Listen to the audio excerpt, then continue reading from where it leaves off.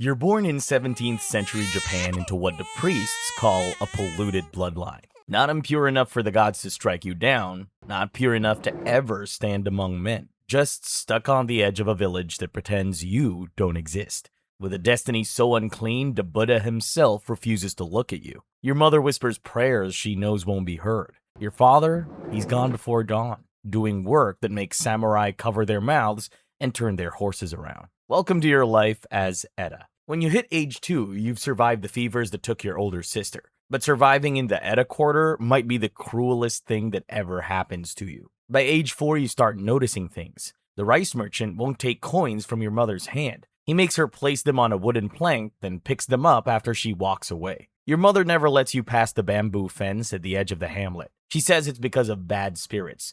But you're starting to notice the bad spirits all have human faces. Then one morning, curiosity costs you more than you can pay. You slip past the fence and follow the path your father takes every dawn. With every step, the smell intensifies. The iron stink of blood and something burning. When you reach a wooden yard at the edge of a dry riverbed, you see it. Hides stretched on frames. A pile of bones picked clean by crows. Men in stained clothes work in silence, their arms red to the elbow. There's a man kneeling beside the carcass of a horse, his blade slipping between the ribs. That's when you see him, your father. That night, he finally doesn't lie to you. He teaches you a word instead. Kegare, defilement, the stain that clings to anything that touches death. There are 4 classes in Japan, he tells you. The samurai who rule, the farmers who feed them, the artisans who build for them, the merchants who trade between them. You wait for him to say where you belong. You are not in the 4 classes. You are beneath them. There's a 5th category, the one no map draws and no official speaks aloud. Eta. The word means abundance of filth. Your grandfather was Eta. His father was Eta, going back further than the temple records bother to track. You ask him if you can be something else when you grow up. Nah. The temple registers your name at birth, he says. The registers don't forget. No samurai will let you work his land. No woman outside these walls will marry you. The law that makes you Eda makes your children Eda, and their children and theirs. There is no door out of this house. You're 5 years old when you learn what you are. Age 8, your training begins. You scrape fat from the underside of hides until your wrists ache and your knuckles bleed. The hides go into vats of urine and brain matter, and the smell is something your body refuses to accept for the first month. You learn to live inside it. Other people never stop noticing it on you. By 11, you know the difference between leather meant for a samurai's lamellar armor and leather meant for a peasant's sandals. One afternoon, a rider passes the village on the main road. He wears a chest plate of overlapping leather scales, lacquered black, tied with red silk cord. Your father watches him pass and says nothing. He doesn't have to. You already know whose hands made those scales. At night, when the yard closes, you'll find him by the doorway, carving small wooden birds from scrap. He has carved dozens. He has never sold one. He cannot explain why he does it. You're 12 when your father puts a knife in your hand and points at a horse. The animal is alive. Its front leg is broken. The owner is a samurai's retainer, and his hands cannot touch this kind of death. So the horse comes to you. The man who owned this horse is watching you from the road, your father says quietly. If you flinch, he sees. And if he sees, he'll bring more than horses to our yard next time. The blade goes in at the base of the throat, angled upward, finding the artery on the first try. The horse exhales, a long, shuddering breath, and you feel the warmth of blood running down your wrist. Its eyes open. It's looking at you. Then, it isn't looking at anything. By 15, you're good at the work. The samurai class wears your work from head to foot and would have your hands cut off if you ever touched their food. One spring afternoon, a young samurai rides up to the edge of the yard to collect a set of armor scales his father ordered. You bundle them in clean cloth and carry them to him. He doesn't reach for the bundle. He gestures at the ground. You set the cloth down in the dirt. You step back. 2 steps. 3. 4. He watches without moving. At 5 steps, he finally dismounts. The whole time, you watch a beetle on the dirt near your foot moving in a straight line, untroubled by any of this. He picks up the bundle himself. He never looks at you. He rides away with armor your hands made. And you stand in the yard with the smell of brain matter on your sleeves. And you're 17 years old, and you have just been treated like an infectious surface. You're 18 when the summons come on a morning in late autumn. A peasant has been caught stealing rice during the third bad harvest in 5 years. The magistrate has sentenced him to death. The samurai who will perform the cut needs hands he doesn't have to use himself. Your job is to hold the prisoner's shoulders. The samurai has been drinking rice wine since sunrise. If the prisoner moves at the wrong moment, the cut will be wrong. You kneel behind the prisoner. You put your hands on his shoulders. He's shaking so hard you can feel it through his clothes.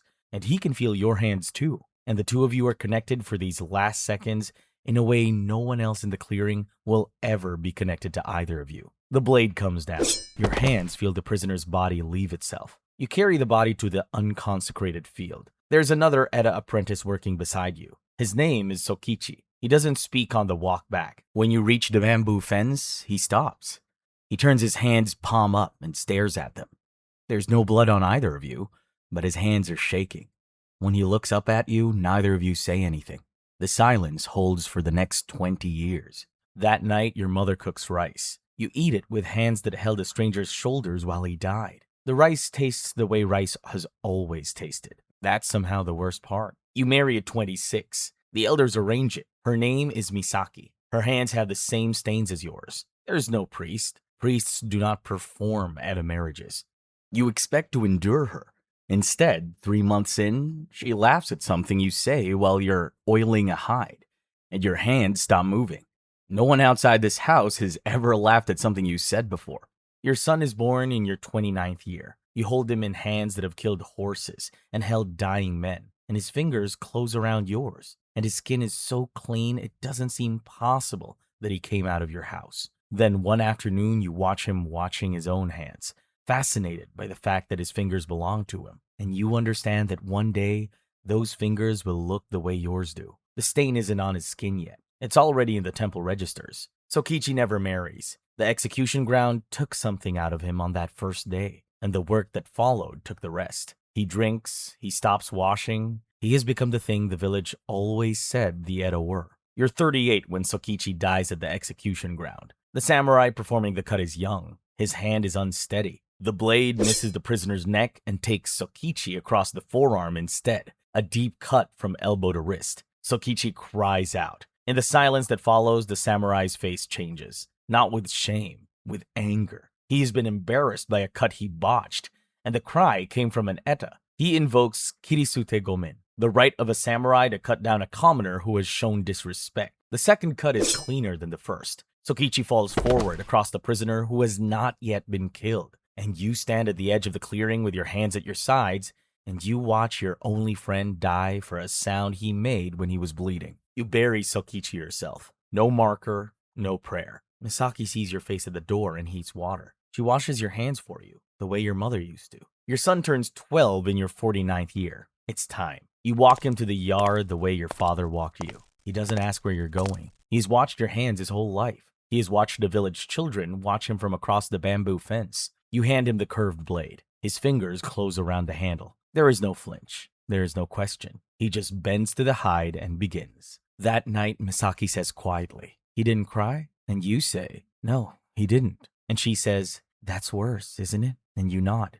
because there's nothing to add. You're 55, working in the yard when you feel something tear inside your chest, low and to the left. You sit down in the dirt.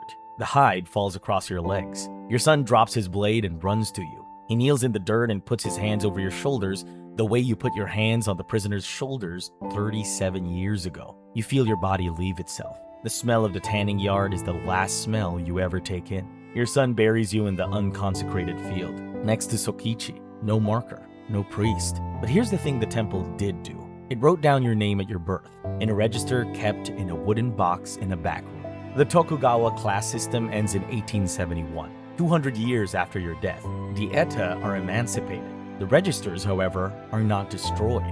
They are moved to municipal offices, to temple archives, to family records that pass quietly between investigators hired by parents whose children want to marry someone with the wrong last name from the wrong town. Your descendants' marriages will be canceled in 1923 and in 1958 and in 1992 because of a register kept in a wooden box 2.5 centuries ago.